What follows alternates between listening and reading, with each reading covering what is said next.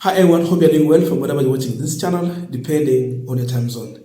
Now, yesterday, the SDA church made a decision to ban 5 pastors from preaching on any of the SDA church in the country or outside. Among these 5 names, the name of one Pastor Elizabeth Mukoro was appearing, and it was the name number 4. That brought a serious discussion in this country. In fact, to the surprise, many of the people who are not even SDA members were so angry with that decision. The reason behind this was not explained in the letter that was shared, but that was the church leadership's position to ban these pastors from the church. So if you check from yesterday night to today, the name of one Pastor Elizabeth Mukoro has been trending. And here is the letter. I want to look into the letter. Then the response letter, what SDA church was forced to do. Then the reason also behind this. We want to look into all that. But here is the letter. Seventh-day Adventist Church, Kenya, Coast, filed 4th July 2024. That's when the letter was written. Church pastor, elders, church members, all KFC churches, dear brethren, unauthorized speakers, Christians, greeting. Reference is here made on the above subject matter.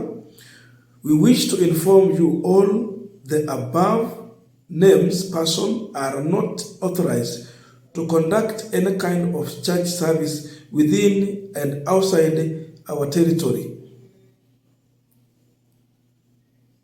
Number 1, Pastor Kennedy Maina. Number 2, Evangelist Shaban Ndege. Number 3, Evangelist Millicent Odhiambo. Number 4, Pastor Elizabeth Mukoro. Number 5, Evangelist Lantera. Kindly take note that this is an adoption of the East Kenya Union Conference action for the above names not to serve as stated. It is our hope that the above communication will be adhered to. Thank you. Yours faithful, and this one is not clear. Eliab Oburo, Executive Secretary. It is stamped. Now, after this, a lot of comments came out about one person, Pastor Elizabeth Mukoro. Later, the SDA church was forced to change their decision. But first of all, before I go to the comments to see what Kenyans were saying about Pastor Elizabeth Mukoro, I want to listen to some of her sermons, because definitely I'm also one person who really follow Pastor Elizabeth Mukoro because of her family advice and marriage advice. She really concentrated on issue of family and marriage. So even for me to bring this one here, I know I am her follower and I learn a lot. I drink from her cup of wisdom. And I know even some of our followers here really normally listen to this pastor. So these are some of her sermons.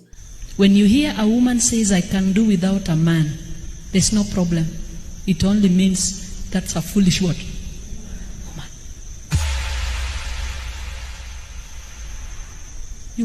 We can't live this life without men. I know you are a feminist, and you can't, much I know you can't kill me for saying that statement. You will talk, but you will not kill me. We can't live in this world without what? Wait until your car has a flat tire in the middle of nowhere, and the vehicles are passing. Have you ever seen a woman stop to help you?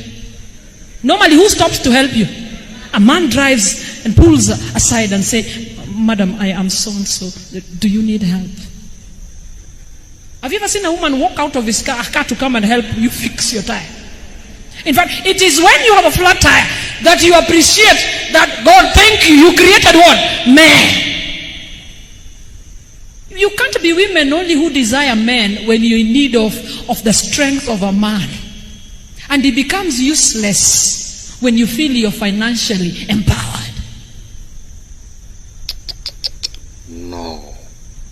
But you also want a child at the same time. You don't want men, but you want a what? Don't you think you're stupid? You don't want men, but you want a what? So what I'm asking is, when was the last time as a parent you even talked about sex and sexuality with our children? When? They will be taught in the ambassadors class. Pastor Elizabeth will come and talk sex issues with ambassadors. I mean, who comes from work and says, today I must sit Sokoro down and we talk sex? Who? No one. Winning your husband is not this thing. Because your husbands know you too well. To win a husband, it requires your conduct. Because your conduct is a manifestation of the Bible you carry. It does not need prayers at 3. You're bothering people in the night. Someone wakes up at 3, kneels beside the bed. The husband is sleeping. Say, Father in heaven, you see this man here. I know he's listening to my prayer. It does not even require delegation of elders to your house. Some people are tempted to pick elders to go to their house to go and speak to a husband. That's a big mistake. Big mistake. You change. Change your conduct. Your big mouth, reduce it. There are only 2 singles in the Word of God. The widow. If you want to kill me, I am saying, I'm repeating. What? There are only 2 types of what? Singles. The widow and the yet to be married. Hii ingine ni porojo na prokopanda. Only a widow can live without a man. Can I repeat that? Only a widow can live without a word. They have finished that phase. They're in another phase. There are only 2 singles in this church of God and in His kingdom. The widow and the yet to be married. Hii single ingine mnatengeneza mimi sijui mlitoa. Uko na bwana ya mtu? What? Na ni mzee. Amekuweka kwa apartment, umezaa na yeye mtoto. You need to be sensitive to some of us who are single parents.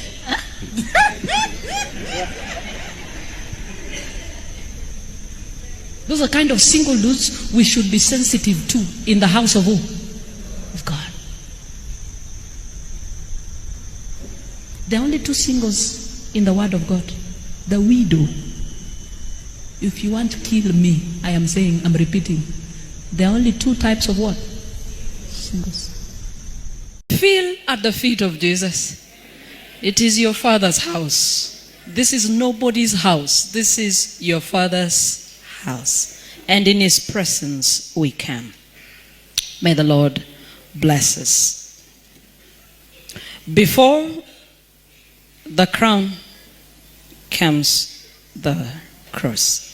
And we have been able to establish that bearing the cross, one, requires true conversion, and that becomes the foundation of all your dealings. If you're not firmly grounded in the Lord, you will be misguided, misdirected, misadvised. One of those things that is key in winning a spiritual warfare, one factor, is who surrounds you. Who are your friends?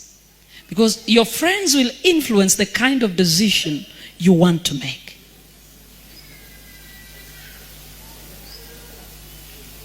And so when you're solidly grounded in the Lord, then it means You will gauge every other thing that comes against the truth that you know.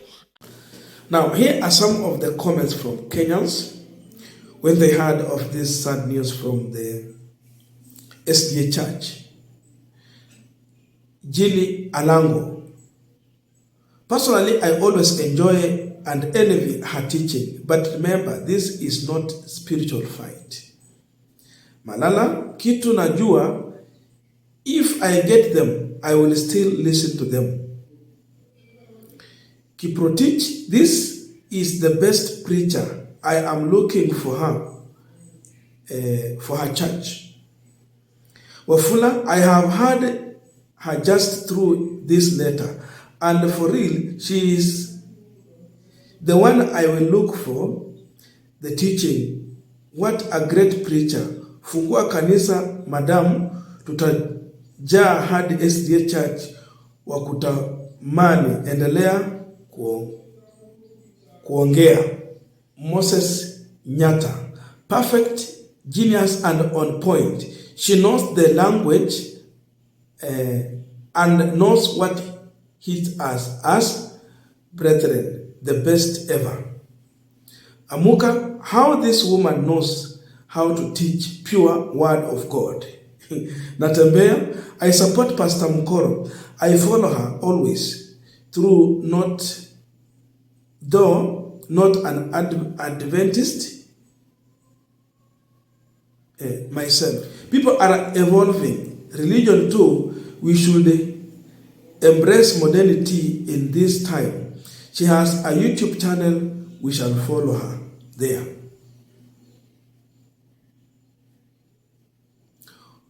Joseph, that can't bar her from preaching the true gospel to the world.